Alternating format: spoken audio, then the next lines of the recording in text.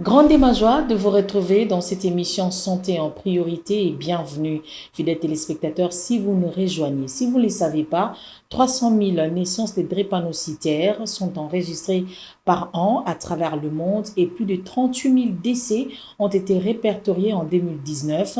Makasselan Etienne, les drépanocytaires, si vous ne le savez pas, occupent une place prépondérante dans notre société. La question que l'on se pose dans cette émission: comment cette catégorie des personnes s'en sortent avec la drépanocytose, qui est une maladie assez compliquée? Et pour en parler, nous avons fait appel au docteur Madeleine Bokingo Ilonga, qui est en même temps médecin généraliste et drépanologue. C'est avec elle que nous allons parler du parcours des drépanocytaires à travers la République démocratique du Congo. Une fois de plus, bienvenue à tous. Alors, je reçois les docteurs Madeleine Bokingo, à qui j'ai dit bonjour. Docteur. Bonjour Maman Noura. Comment vous allez? Je vais très bien, merci. Et vous? Très bien. Dieu fait grâce et nous sommes là. Et nous disons aussi merci à tous les téléspectateurs qui nous suivent en ce net moment. Alors, docteur, comme je l'ai dit à l'entame de cette émission, vous êtes médecin généraliste et en même temps drépanologue. Dites-nous en quelques mots, qu'est-ce qu'est la drépanocytose? Bon, en quelques mots, il y a des médecins, il y a des téléspectateurs au Bazola de Il y a des téléspectateurs au Bazola. Ok, je n'irai vraiment pas sur les termes techniques ou les termes médicaux. Ce qu'il faut retenir de la drépanocytose, c'est une maladie génétique héréditaire qui touche les globules rouges. Les globules rouges qui est une composante du sang. Pour aller un peu plus loin, les globules rouges est la composante du sang qui ramène l'oxygène dans le corps humain, qui fait circuler l'oxygène. Et la drépanocytose touche les globules rouges. Puisque la drépanocytose est une maladie génétique héréditaire, comment avez-vous accueilli la nouvelle lorsque vos parents vous ont révélé que vous serez obligé de vivre avec toutes ces différentes crises tout au long de votre vie, alors qu'ils avaient le temps pour pouvoir refuser leur union? Bon, déjà, il faut dire, comment je suis née en 93, c'était vraiment pas connu. C'était vraiment pas connu parce que ni mon père ni ma mère savaient que tous deux étaient porteurs du gène S. Ok. Ce qui revient à dire qu'à l'époque, on faisait pratiquement pas des examens prénuptiaux. Comment j'ai accueilli la nouvelle? Déjà, étant toute petite, ma mère avait l'habitude de me dire que moi, je ne suis pas comme tous les autres enfants. Parce qu'elle me dit, non, toi, tu n'es pas comme tous les autres enfants. Toi, tu dois vivre, toi, tu es exceptionnel. Tu ne dois pas vivre comme eux. Tu ne dois pas faire comme eux. Et déjà, dans ma tête, je me disais, ok, c'est bon, moi, je ne suis pas comme tous les autres enfants. Donc, d'office, je ne fais pas comme tout le monde. C'était vraiment pas très, très compliqué à l'entame ou à la prise de conscience et tout. Alors, il vous est arrivé, docteur Madeleine, d'incriminer vos parents face aux douleurs ressenties lorsque vous êtes malade? Bon, déjà, il faut dire, c'est pas tout le monde qui a des douleurs tout le temps. J'ai peut-être la drépanocytose, mais je ne vis pas comme tous les autres drépanocytaires. Je n'ai pas des crises. C'est très rare. Si on te dit, docteur m'a dit une crise, c'est que je suis vraiment malade. Mes crises peuvent revenir 5, 6, 7 ans après. Donc, tu vois un peu. Je n'ai vraiment pas le temps de les incriminer. Les en vouloir, dire non, c'est à cause d'eux, c'est peut-être arrivé une fois dans ma tête, mais je ne les ai pas dit comme ça que c'était à cause d'eux. Je vis avec, je m'y fais, je vis comme ça. Alors, pour ceux qui ont de crises, par exemple, chaque fois, c'est dû à quoi? Comme on le dit, j'avais dit que je ne vais vraiment pas aller dans les termes très, très techniques. Il faudra savoir qu'il y a l'hémoglobine fœto-maternelle qu'a l'enfant aussi. L'hémoglobine fœto-maternelle et l'hémoglobine que reçoit l'enfant de sa mère. Il y a drépanocytose, tout le monde peut avoir la drépanocytose. Je suis drépanocytaire, mais je réagis très différemment peut-être qu'un autre drépanocytaire. Il y a plusieurs paramètres aussi qui entrent en jeu. Il y a l'hémoglobine fœto-maternelle, il y a le mode de vie, il y a tout ça, il y a vraiment tout ça qui entre en jeu. Alors, comment avez-vous survécu jusqu'à cet âge? Vous pouvez nous relater un peu? La grâce? Si je dois le dire en un mot, je dirais que c'est la grâce. Pourquoi je dis que c'est la grâce? Parce que déjà, il faut dire, bon, quand je suis née, après on a commencé à dire, quand les parents ont su, après c'était non, mais elle n'atteindra pas 15 ans. 15 ans, wow, ça fait tiens, mais écoute, non, mais elle n'atteindra pas 20 ans. 20 ans. Non, mais 25, ça sera difficile. 25. Non, mais 30, après c'est, bon, on verra si elle va se marier. Déjà, il faut dire, il y a Dieu dedans. Mais aussi, je reviens à dire, comme je l'ai dit au départ, il faudra savoir qu'il y a le mode de vie. Il y a l'hémoglobine photomaternelle qu'on reçoit de sa mère aussi, qui joue, qui est d'une grande importance par rapport à certaines choses. Oui, docteur, quand vous parlez de mode de vie, est-ce que vous pouvez un peu expliciter le mode de vie d'une drépanocytaire? Bon, j'ai entendu une fois quelqu'un dire les enfants drépanocytaires coûtent cher. Je dirais oui, c'est vrai. Les enfants drépanocytaires coûtent vraiment cher parce que c'est quelqu'un qui doit être nourri au lait, aux œufs, aux légumes, aux fruits, consommer beaucoup d'eau. C'est qu'avec, vous connaissez la conjoncture, un parent ne voudra peut-être pas Dépenser, sacrifier les autres enfants pour que moi, la mort caca, azala dans un certain confort. D'où je reviens à dire encore, c'est la grâce. Donc, vous remerciez en passant vos parents qui se sont démenés pour que vous soyez ce que vous êtes aujourd'hui. Eux là, ce sont des amours. Ce sont vraiment des amours. Ils ont tout donné. Tout, tout, tout. Alors, à l'école, c'était comment? Vous êtes un enfant drépanocytaire. Comment est-ce que vous avez cohabité avec vos amis? Est-ce que vous vous êtes senti un peu incriminé ou soit discriminé ou soit diminué même, si je peux le dire? Bon, je dirais déjà que c'était très difficile que les gens acceptent que j'ai la drépanocytose. Pourquoi? Je ne sais pas. Et à chaque rentrée scolaire, on a tous un cahier de communication. Les parents spécifiaient je ne dois pas faire d'éducation physique, même si je devais faire, c'était juste pour avec les amis, légèrement, pour ne pas me sentir stressée ou frustrée. Pourquoi? Déjà parce qu'on m'a préparé, on m'a dit que je n'étais pas comme tous les autres enfants. En tout cas, j'ai eu des camarades de classe depuis l'école primaire, l'école secondaire, les humanités, l'université. J'ai su avoir, même dans la vie comme ça, j'ai su avoir des gens qui sont toujours là pour moi. C'était d'ailleurs rare que les gens sachent que Madeleine, elle est drépanocytaire. Mais cet enfant-là. À moins que quand tu tombes malade, déjà que c'est comme je vous ai dit, depuis que je suis enfant, je ne fais pas des crises. C'était rare. C'était vraiment rare. Donc, moi, je résume encore en disant que c'est la grâce. Je n'ai pas eu cette discrimination ou quoi que ce soit. Voilà. Fidèles téléspectateurs, vous êtes en train de suivre cette émission avec beaucoup d'attention. Nous avons reçu dans ces plateaux de la télévision numérique C24+, le docteur Madeleine Bokingo Ilonga, qui est en même temps médecin généraliste et drépanologue.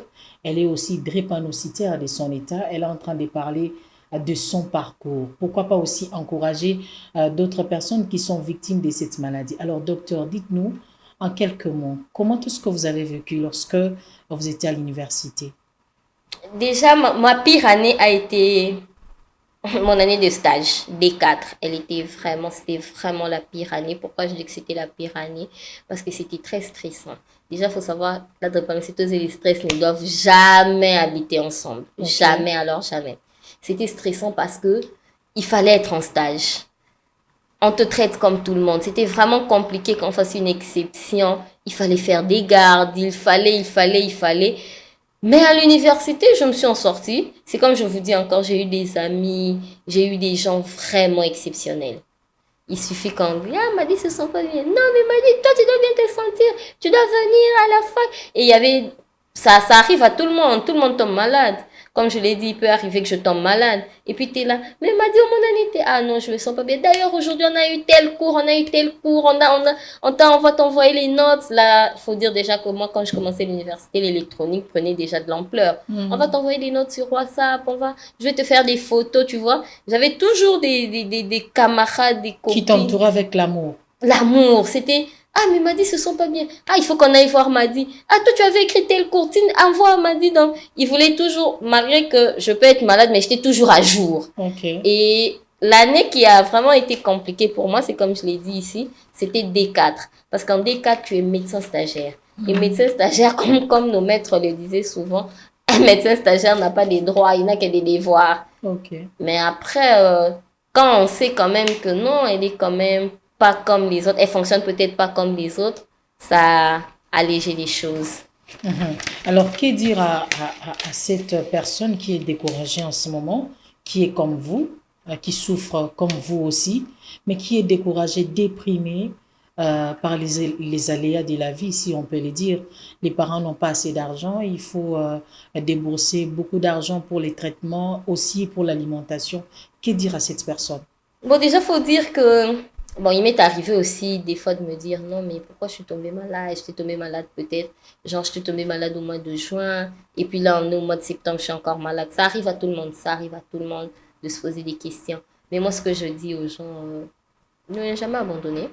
Quand il y a la grâce de Dieu, il y a les efforts de la personne aussi. Moi, quoi qu'il arrive, je m'étais dit, moi, je dois être médecin. Après, j'ai eu mon diplôme de médecine, je me suis dit, non, je ne m'arrête pas.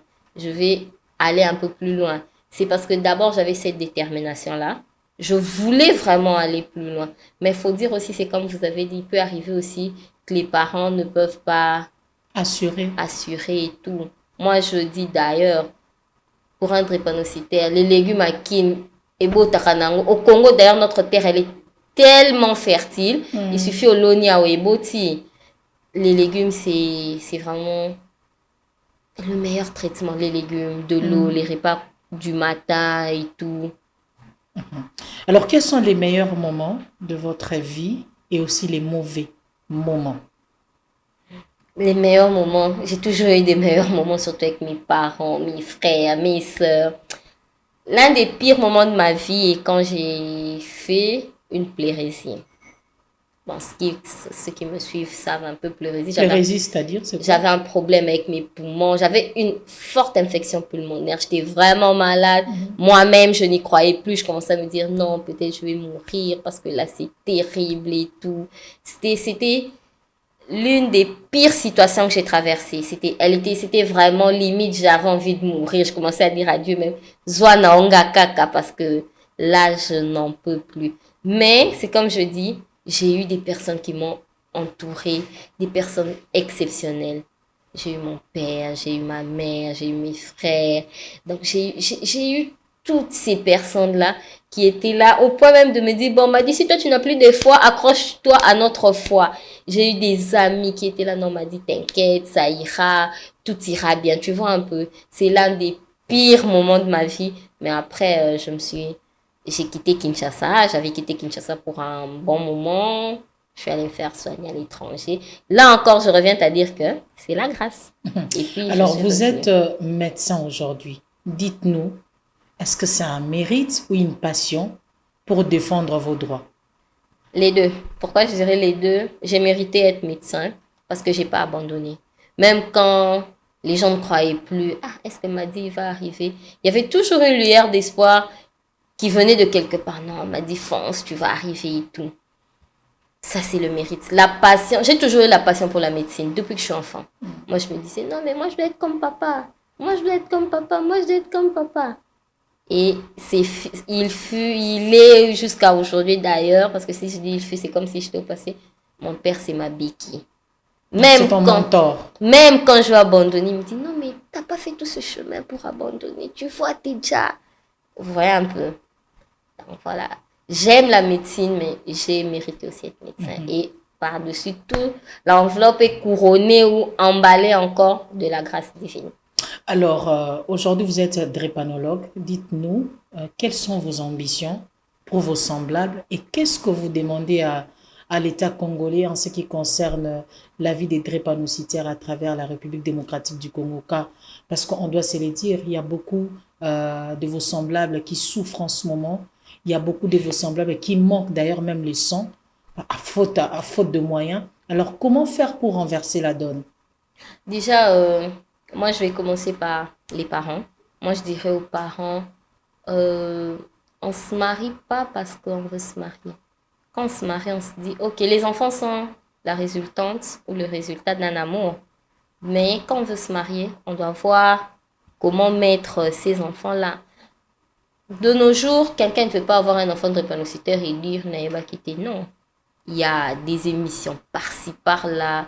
Moi-même, je tiens des conférences de temps en temps. J'ai même écrit un livre, une autobiographie qui parle simplement de moi, de comment j'y suis arrivée et tout.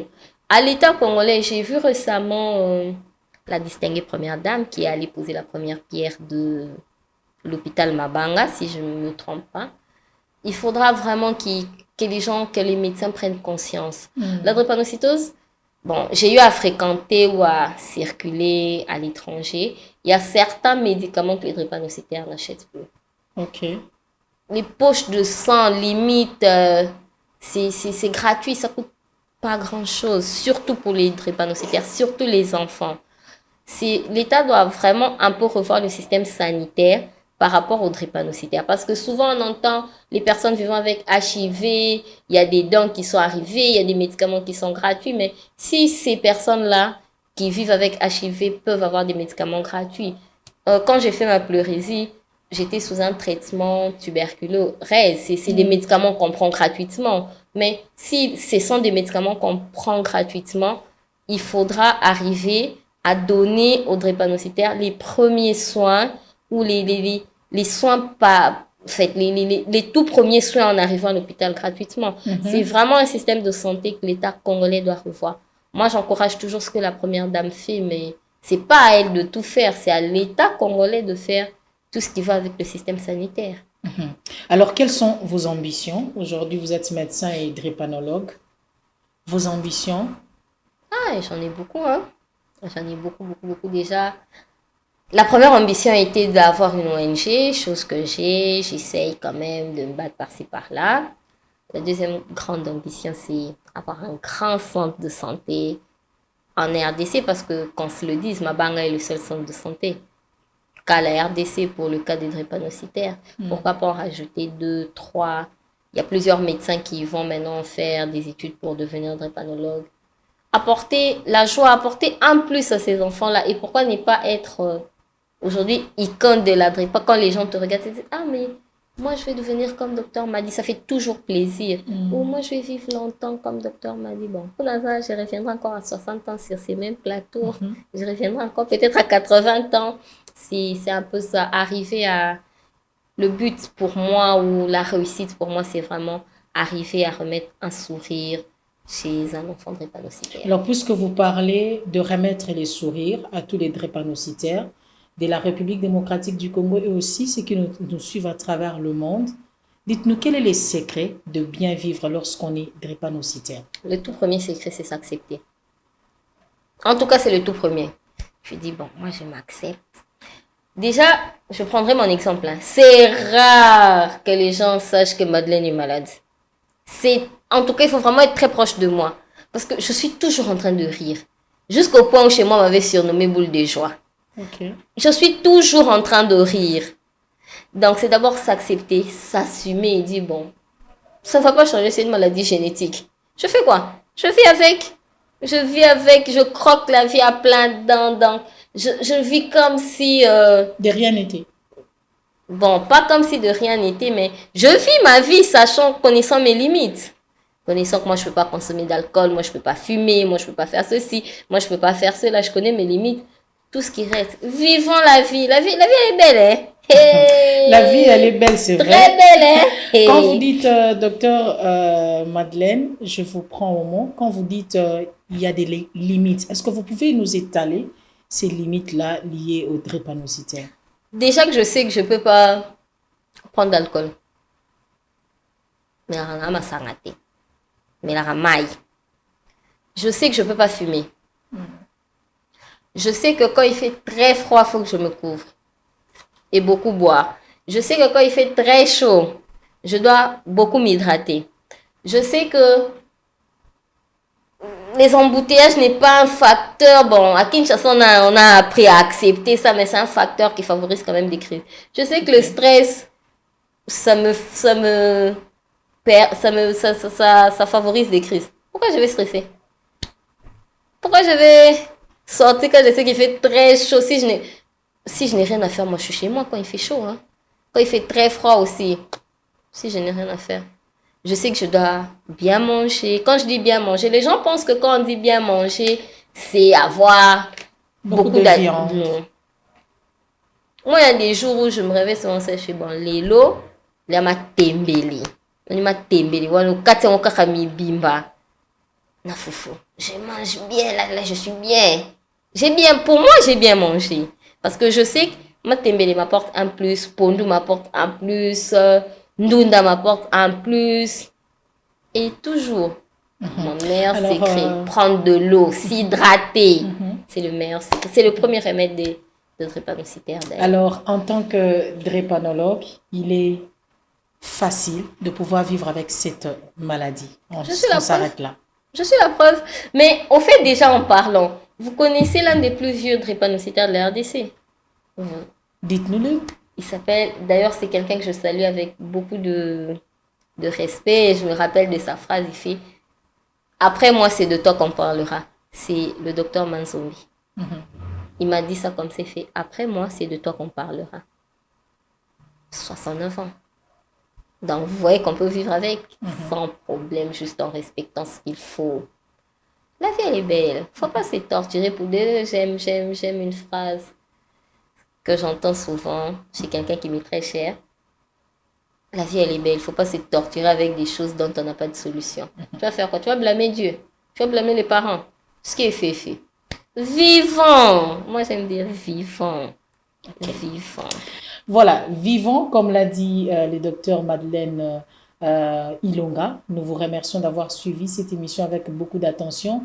Vous êtes drépanocytaire, ne vous découragez pas. Il y a des icônes dans notre pays qui peuvent vous donner de l'espoir pour vivre. Alors, quant à nous, santé en priorité, nous vous prions une fois de plus de croire à ce que le médecin nous dise et aussi de pratiquer tous les conseils parce que votre santé en dépend.